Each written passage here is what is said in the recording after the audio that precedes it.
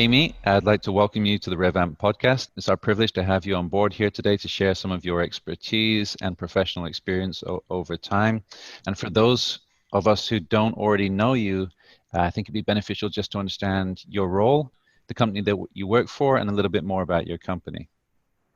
Well, thank you, Gideon. It's a pleasure to be with you here today, and happy to talk on this very important topic. I work for ClickDimensions. We are a digital marketing automation company.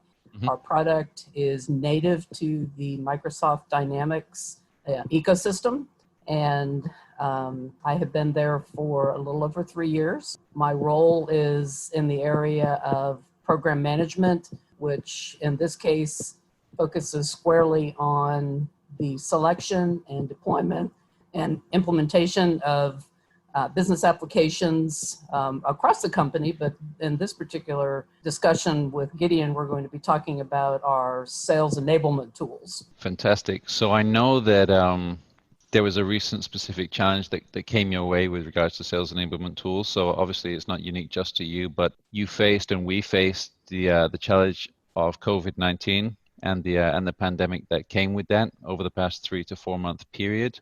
And I imagine that had some kind of an influence or impact on your ability to choose tools to deliver a project and your ability to anticipate results during that time period. Was it fair to say that was a new challenge or an unforeseen challenge?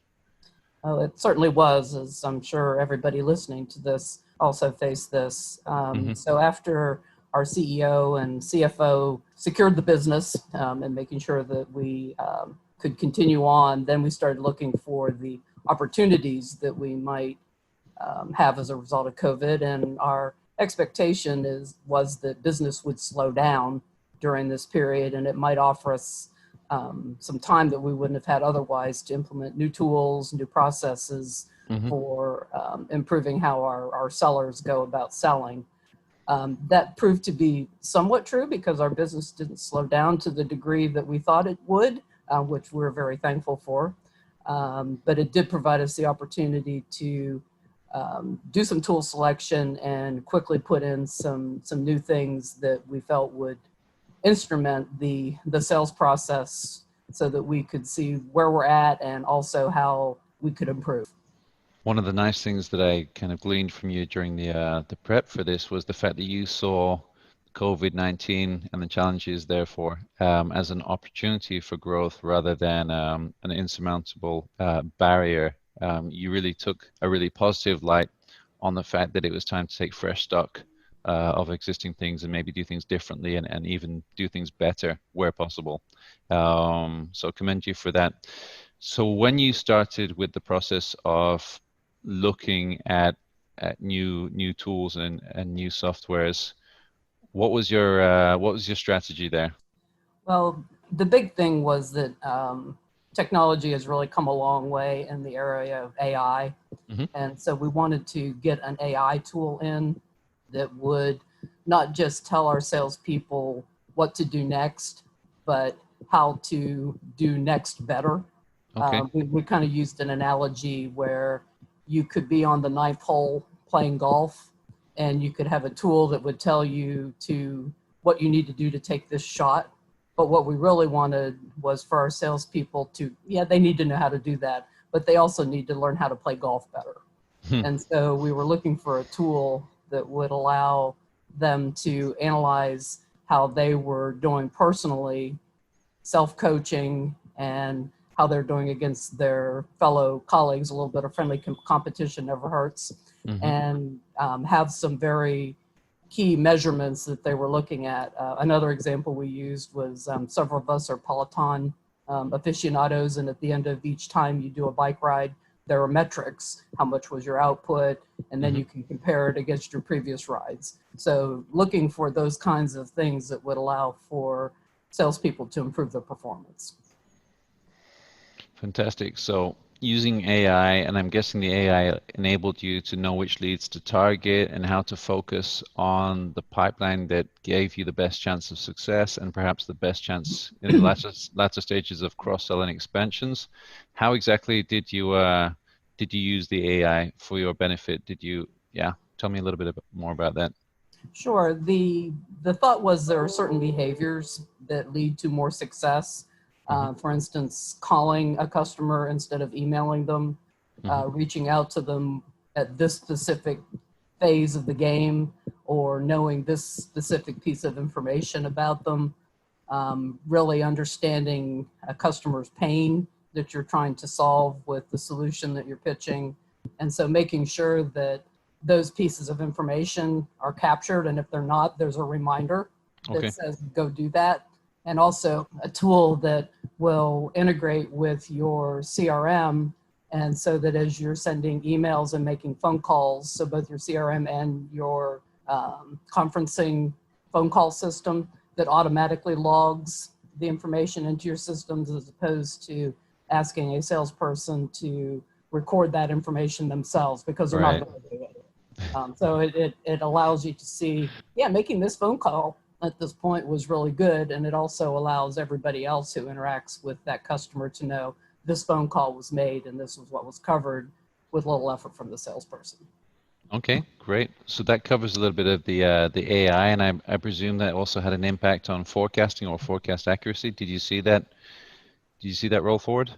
Yeah, Gideon, you and I spoke about this a little bit ago, and that was probably one of, we've only just rolled these tools out, so we don't have a lot of things that we can point to and say, yeah, wow, this was a great success. But that is one. Our second quarter forecast, we're dead on the money with the AI tool.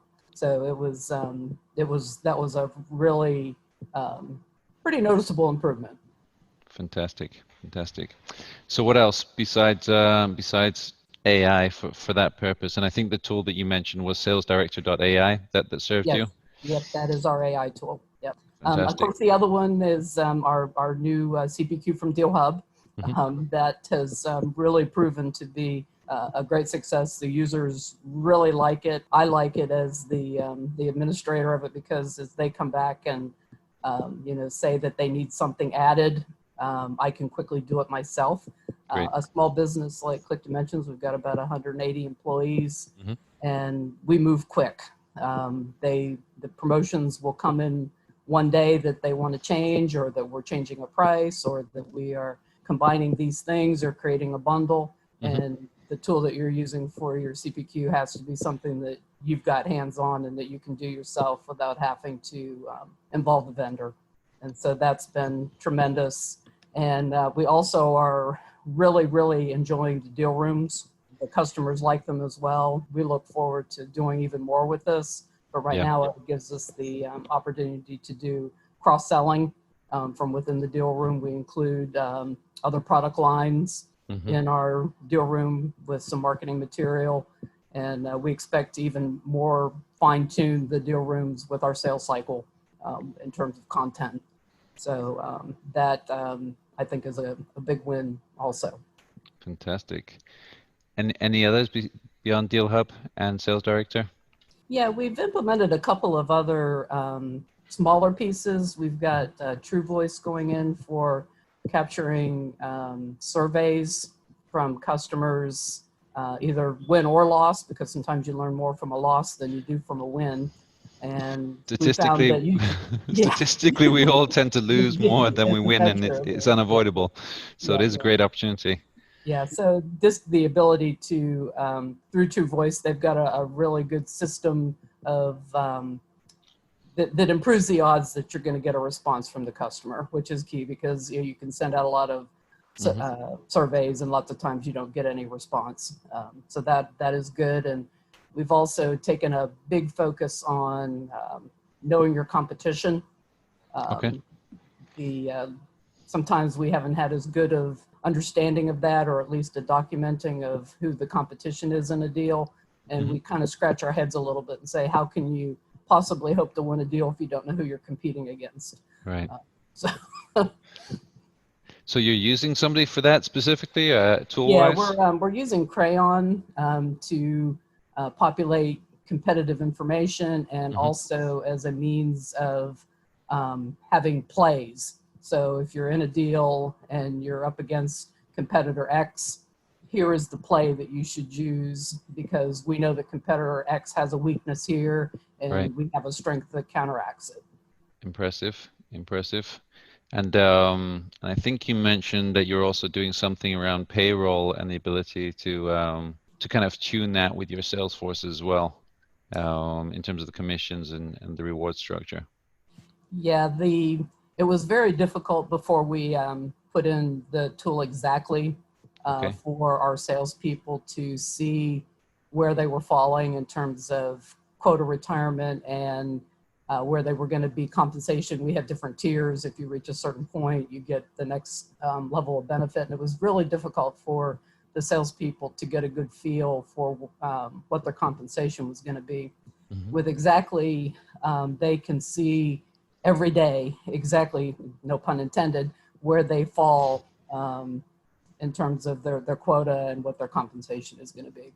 And we're looking at a project in the second half of the year to have that be in real time. Right now, we're just doing a daily upload of deals, but we're thinking it's going to be that important that we want to have it real time.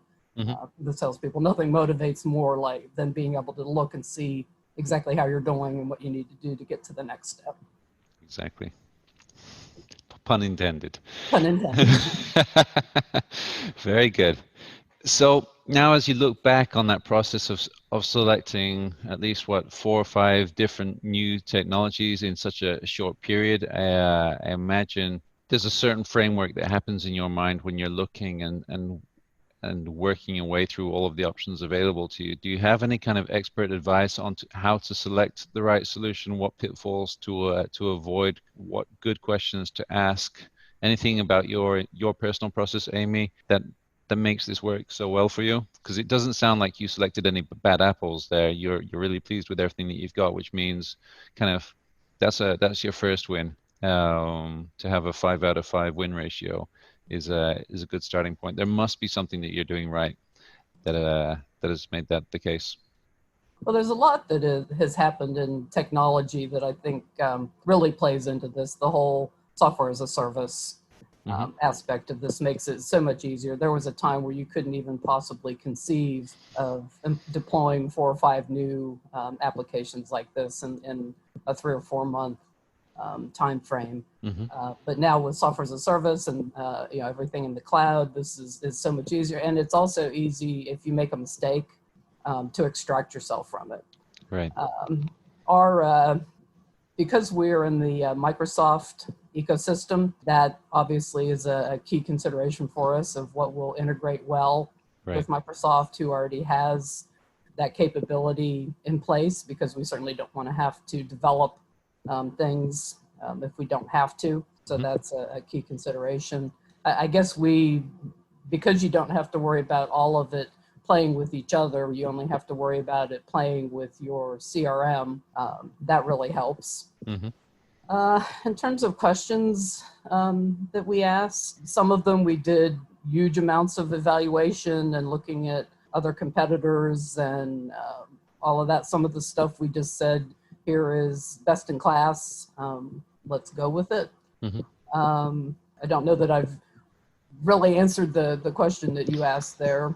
It may be that there's a different answer for each tool that you selected. There isn't a one-size-fits-all answer. Maybe some you did a POC, some you did maybe a comparative benchmarking. It may be that, that I wasn't fair to you and that you looked at each with a different lens.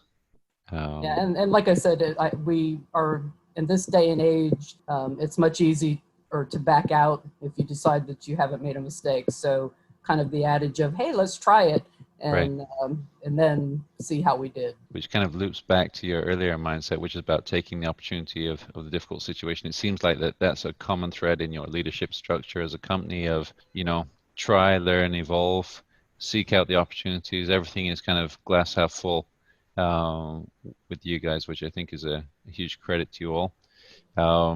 So great. That's been a really helpful walkthrough from yourself. Amy, is there anything that we missed today from the questions that I could have asked or should have asked that you wanted to share in addition? I guess there may be some lessons learned. I think, as I've already stated in the last question, that we were surprised at how quickly you could put in that amount of software into an environment in a short period of time. And probably nobody on this call was surprised to know that it was actually a bigger effort, or just as big an effort, to get the people trained on new processes and new tools. You can't make that much change in a group of salespeople and not expect that to be a little overwhelming to them. So that's definitely a consideration when you rock the boat as much as we did. Good. Well, I'm glad to hear it. And I think one really, really nice detail that I learned when I was talking to you in the preparation for this call was the fact that not only are you an outstanding technology professional, but also you're a good person too. I think one of the nice details that you shared with me was the fact that since an early age, since your teenage years, you've committed to donate blood for those who are perhaps struggling or sick with cancer and not able to get the full, what was the word you said, the platelet count that they needed. And that treatment is called, what is it called again?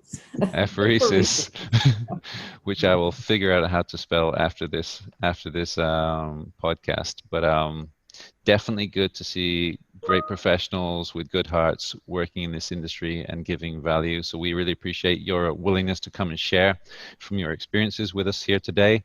We want to thank you for joining the RevAmp podcast, and we also want to hear about your continued success over the coming months and years as you look forward.